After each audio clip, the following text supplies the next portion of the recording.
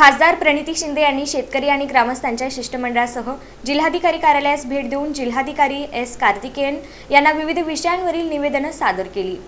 सोलापूर लोकसभा मतदारसंघातील शेतकरी, ग्रामीण नागरिक, घरकुल लाभार्थी, भाविक आणि सर्वसामान्य जनतेच्या विविध प्रश्नांसाठी खासदार प्रणिती शिंदे यांनी शेतकरी आणि ग्रामस्थांच्या शिष्टमंडळासह जिल्हाधिकारी कार्यालयास भेट देऊन जिल्हाधिकारी एस कार्तिकेयन यांना विविध विषयांवरील निवेदने सादर केली।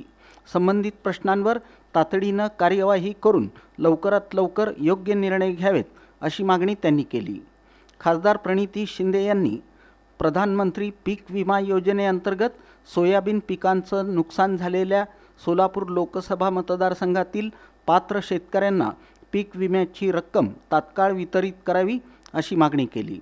नैसर्गिक आपत्ती, अवकाळी पाऊस, दुष्काळ आणि गारपिटीमुळे नुकसान झालेल्या शेतकऱ्यांना आगामी हंगामासाठी आर्थिक मदतीची गरज असल्याचं त्यांनी नमूद केलं।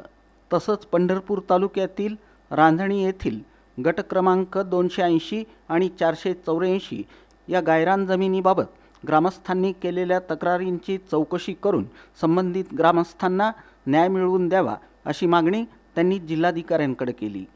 ऊस उत्पादक शेतकऱ्यांच्या प्रश्नांवरही त्यांनी आवाज उठवत गोकुळ शुगर कारखान्याकडील शेतकऱ्यांची थकीत ऊस बिले पुढील 15 दिवसात अदा करण्यासाठी प्रशासनाने तातडीने हस्तक्षेप करावा अशी मागणी केली। शेतकरी आर्थिक अडचणीत सापडले असून त्यांच्या कष्टाचे पैसे वेळेत मिळणं हा त्यांचा हक्क असल्याचं त्यांनी स्पष्ट केलं। ग्रामीण भागातील पायाभूत सुविधांच्या विकासासाठी जिल्ह्यातील विविध गावांमध्ये ओढ्यांवर पूल बांधण्यासाठी सर्वेक्षण करून आवश्यक प्रस्ताव तयार करावेत आणि निधीसाठी पाठपुरावा करावा अशी मागणीही त्यांनी केली। पावसाळ्यात अनेक गावांचा संपर्क तुटत असल्यानं विद्यार्थी, महिला, शेतकरी आणि रुग्णांना मोठ्या अडचणींना सामोरं जावं लागत असल्याचं त्यांनी नमूद केलं। अक्कलकोट तालुक्यातील आंदेवाडी गाव भीमा नदीच्या बॅकवॉटरमुळे दरवर्षी गंभीर समस्यांना सामोरं जात असल्यानं गावाच्या पुनर्वसनासाठी आवश्यक कार्यवाही करण्यात यावी अशी मागणी खासदार प्रणिती शिंदे यांनी केली।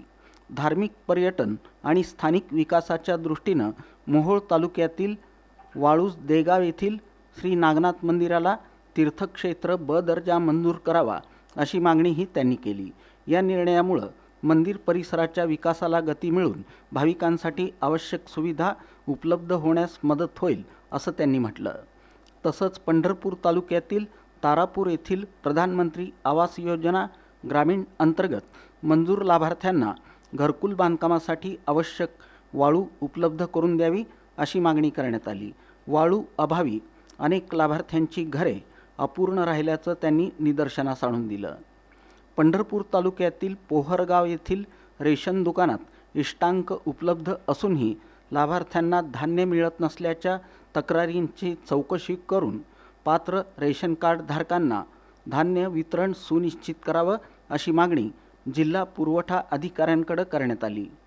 मोहोळ तालुक्यातील रानमसले इथं JSW सोलार प्रकल्पामुळे शेतकऱ्यांच्या पारंपरिक वहिवाटीच्या रस्त्यावर अडथळे निर्माण झाल्याची तक्रार ग्रामस्थांनी केल्यानं शेतकऱ्यांना पूर्वीप्रमाणे ये-जा करण्यासाठी रस्ता खुला करून देण्याचे निर्देश संबंधित कंपनीला देण्यात यावेत अशी मागणी खासदार प्रणिती शिंदे यांनी केली। याशिवाय सोलापूर जिल्ह्यातील अनेक गावांमध्ये घरकुलासाठी जागेचा प्रश्न गंभीर बनला असल्यानं गावालगत उपलब्ध गायरान जमिनींचं सर्वेक्षण करून पात्र लाभार्थ्यांना घरकुल बांधण्यासाठी जमीन उपलब्ध करून देण्याबाबत शासनाकडे विशेष प्रस्ताव सादर करावा अशी मागणीही प्रशासनाकडे करण्यात आली।